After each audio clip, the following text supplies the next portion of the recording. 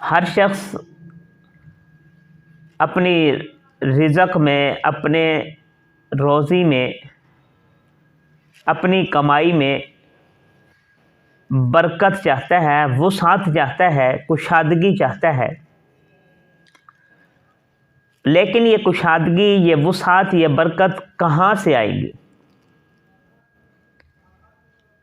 کہیں دو نمبری کرنے سے آئے گی، ناپ تول میں کمی کرنے سے آئے گی، کہیں ڈنڈی مارنے سے آئے گی؟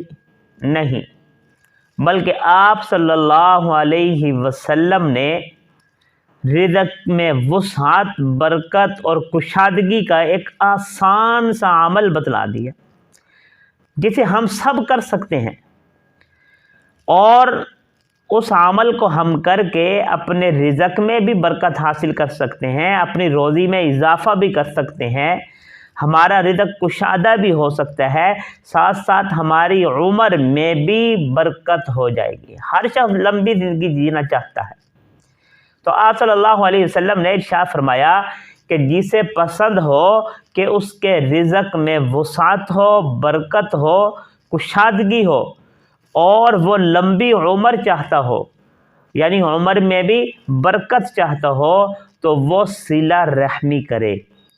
صلہ رحمی کا مطلب کیا ہے؟ کہ وہ رشتوں کو جوڑے، رشتوں کو توڑے نہیں۔ آج کل ہر شخص رشتے توڑنے کے چکروں میں ہوتا ہے۔ ہم چھوٹی چھوٹی سی بات پر رشتے توڑ دیتے ہیں، تعلق توڑ دیتے ہیں، لیکن نبی اکرم صلی اللہ علیہ وسلم نے ارشاد فرمایا کہ رشتے توڑنے نہیں بلکہ جوڑنے ہیں۔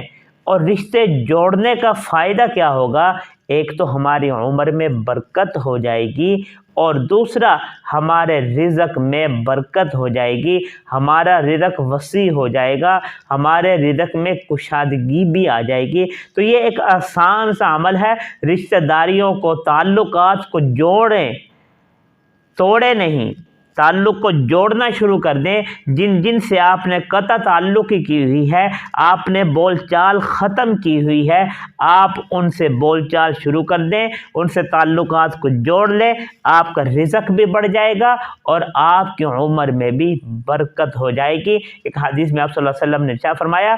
صل من قطعک واعف عمن ظلمک، کہ جوڑ اس کے ساتھ جو تجھ سے توڑ رہا ہے، جو تجھ سے تعلق توڑے تو جوڑ، اور فرمایا واعف عمن ظلمک، اور جو تیرے ساتھ ظلم کرے، زیادتی کرے، تو اس کو معاف کر دے، درگزر کر دے۔